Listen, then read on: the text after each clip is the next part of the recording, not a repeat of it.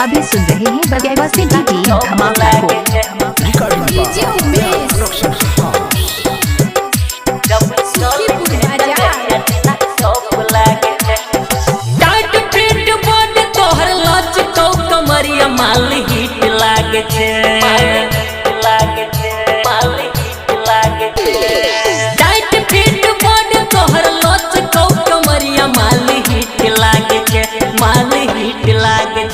जब चले छे डगरिया जिला टॉप लागे छे, जब चले लू डगरिया जिला टॉप लागे छे, जब चले छे डगरिया जिला टॉप इलाका किसी का हो धमाका दिवाकर दीवाना भाई का ही होगा।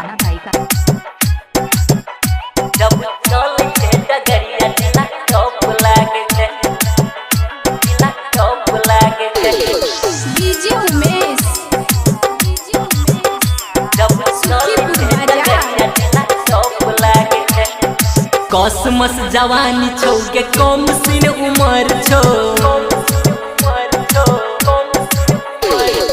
रस स भरल तोहर ओर पर बदन छो, रस स भरल तोहर ओर पर बदन छो, रस स भरल तोहर ओर पर बदन। हे गई कसमस जवानी छो के कम सिन उमर छो, रस स भरल तोहर ओर पर बदन छो,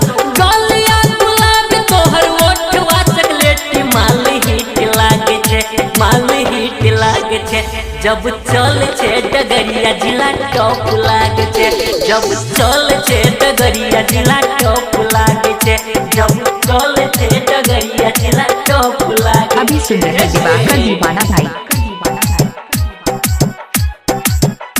जब चले छे डगरिया जिला टॉप लागे छे, जिला टॉप लागे छे। डीजे उमेश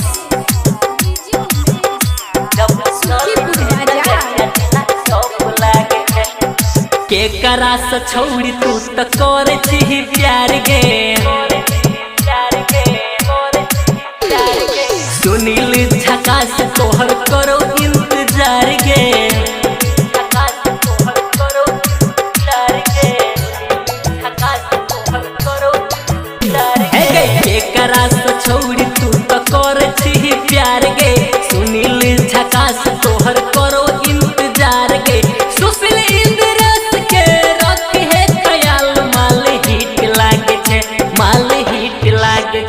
जब चले छे डगरिया जिला टॉप लागे छे, जब चले छे डगरिया जिला टॉप लागे छे, जब चले छे डगरिया जिला टॉप लागे। आप सुन रहे हैं दिवाकर दीवाना भाई को ग्राम बगेवा जिला मधुबनी।